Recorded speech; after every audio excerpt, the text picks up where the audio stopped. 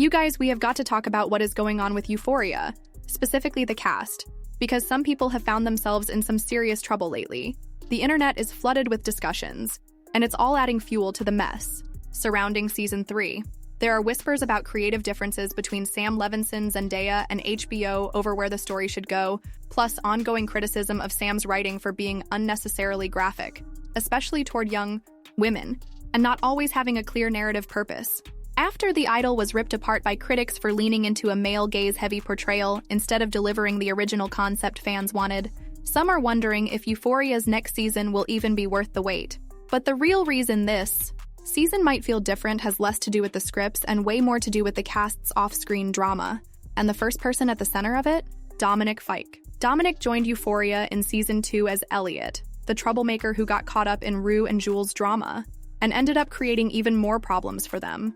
But off-screen, he was facing his own issues. He openly admitted to struggling with addiction while filming, even showing up to set high more than once. Sam Levinson hired him a sober coach, but there were still scenes in the final cut where Dominic was under the influence. HBO's original Season 3 cast announcement didn't even list his name, which had fans panicking that he'd been cut.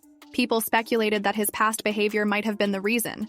But later, Variety confirmed he would return, surprising a lot of people who thought he'd crossed too many lines. His return should have been exciting. I watched back some of the footage because I have an Instagram, and I was visibly moving very fast. And some people think I was on drugs. I was not on any drugs. But I was moving very fast, and I felt that I needed to slow it down for this set. So I'm going to take a deep breath.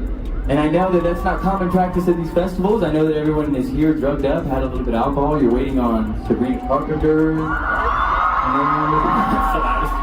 all I was intending. But yeah, I don't know. I want you guys to be here with me. Anyway, this fucking Mr. Beast guy, I'm saying, dude, it doesn't make no type of sense to me. No one has that fucking money. I should have that money, because I would be able to do so much with it. And look at his face. It's all fucking... I hate it.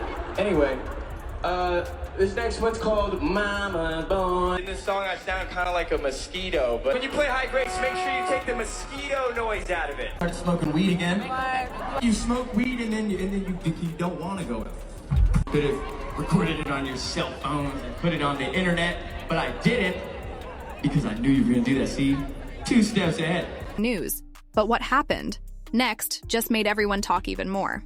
When Dominic hit the stage for his music performances, fans were quick to notice something was off. At festivals, he rambled between songs, struggled to form sentences, and left the stage early in ways that felt awkward and unplanned. On Reddit, people were asking if he was okay, with one post reading, "He seemed high as a kite. His singing was good, but everything in between felt weird." Then came the moment no one expected. He brought his son, Rocket, on stage for the first time. Fans had speculated he was a dad for months, but this was the public confirmation. His ex, Selena Sloan, later posted thanking Chicago for being gentle with baby Rocket, showing they're on good terms even if they're not together. But of course, the internet being the internet, Selena started getting hate just for being the mother of his child.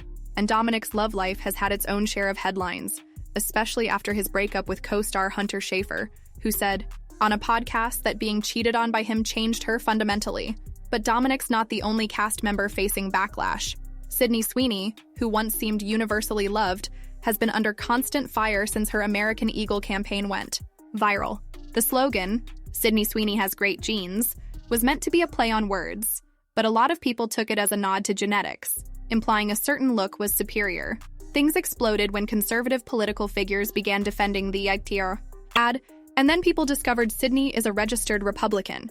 The backlash was immediate and relentless, with social media flooded by criticism, calls for boycotts, and endless memes. Even her brother joined in on Instagram, joking about good genes, which only... Sorry, Sydney, any comments about the ad? Sydney, please. That is being racist. Thank you. Made things worse. Despite all that, Sydney didn't hide away. She went out with co-stars Hunter Schafer, Maude Apatow, and Jacob Elordi for karaoke, singing and laughing while the internet debated whether she was trying to shift the conversation or just living her life. Meanwhile, One familiar face from Euphoria was missing from that karaoke night, Nika King, who plays Rue's mom. Instead, she was seen in a TikTok that went viral for showing her working in a restaurant kitchen, scrubbing a stove, with the caption, "A job is a job." The clip got a huge reaction. Fans praised her humility and work ethic, but it also sparked conversations about how little actors actually make from shows, especially with long gaps between seasons. Some wondered if her absence from cast hangouts meant her role would be smaller, or if she was even returning at all.